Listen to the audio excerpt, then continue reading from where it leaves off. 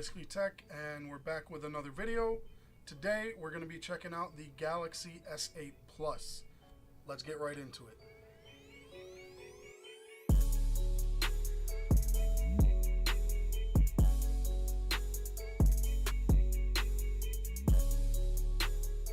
Alright guys, we're going to kick it off with design.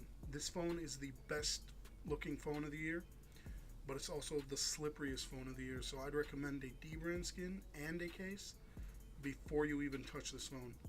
The reason this phone is so slippery is the material choices that Samsung went with. For the S8 Plus, you have smooth aluminum on the edges, like older models, and Gorilla Glass 5 on the front and back, which is curved this time for better feel in the hand. It's symmetrical and it's comfortable to hold, but it's still really slippery. Alright, so everyone in the tech community has been raving about this for the past 3 months, but I'm only going to reiterate it.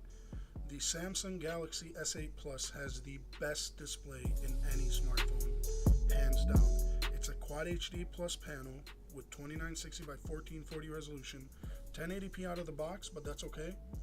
529 ppi for the Plus model, 570 for the regular S8. It has saturated colors, sharp text. It's an 85% screen to body ratio, which makes it an 18.5 by 9 aspect ratio, which is not, normal, but that means that the screen is taller. Gaming and consuming media on this phone are really good once you configure the settings. Alright, so we're going to start off with the power button on the right hand side, volume buttons and the Bixby button on the left hand side, iris scanner, front facing camera and face detection, call speaker in the middle. Then we have on the top the SD card slot and SIM card slot.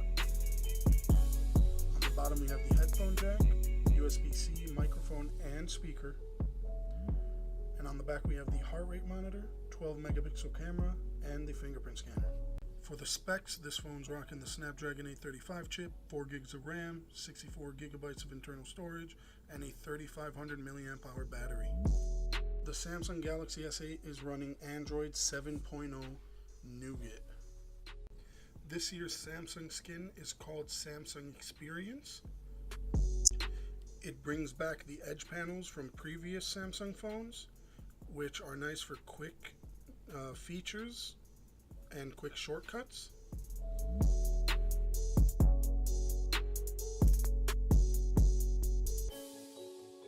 Samsung has always been really good at jam-packing features into their latest flagship. As this one-handed mode shows, it's good for people with small hands. So they think of everything when they want to put features in their phones. Also, this wallpaper mode right here, it's really nice. I change my wallpaper almost every day, so having it baked into the OS where I can go look at themes, wallpapers, icons all in the same place, I dig that. The edge panel, on the other hand, I'm not really a fan of. As you see on the screen, I'm kind of struggling with it, so I don't know about that one. Bluetooth 5.0 is something I've enjoyed. It means you can use 2 different speakers on the same Bluetooth connection. All in all, this new Samsung Experience UI is a lot better than older versions of TouchWiz. It's smooth and responsive, it's not bogged down. In everyday use, it will feel fast, snappy, and as if it were brand new. Now on older TouchWiz, you were bogged down and it would be slow and all that. That's not going to happen here. Multitasking and switching between apps is seamless and quick. And like I said, in everyday use, you won't notice any stutters or freezes. So that's a good point that Samsung really worked on. Alright guys, so the front-facing camera is an 8 megapixel shooter with f1.7 aperture. It's a wide angle, but I would have liked it to be a little bit wider. The rear camera, on the other hand, is a 12 megapixel shooter with the same aperture but with optical image stabilization. It has the fastest autofocus I've ever seen on a smartphone. As you can see in the video, it focuses really quick and all that. The double click to launch the camera is really quick as well, and I am enjoying it a lot. Really fast way to open up your camera. Photos come out saturated, which I like. They come out very clear and very crisp looking. They also come out with a nice bokeh effect thanks to the aperture and the autofocus. There's multiple other modes that are available for different things. Like there's a food mode that kind of focuses in on the middle of what you're eating, and there's a panorama mode, hyperlapse, all the good stuff. Video recording on this camera is as follows. 4K is at 30 frames a second. 1080p is at 30 or 60 frames a second. All video looks nice on this phone. You can record slow motion video at 720p and at 240 frames a second.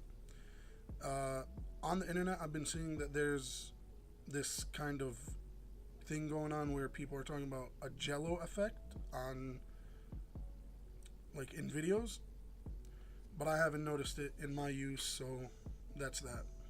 Alright, so finishing off this review, let's talk about battery life.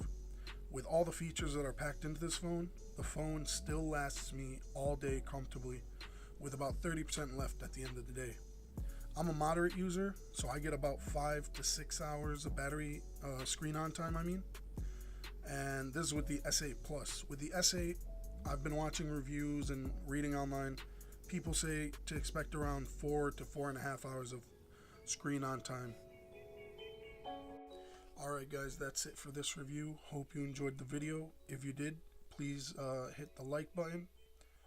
If you enjoy our content, please subscribe for future content. And until next time, it's been Basically Tech.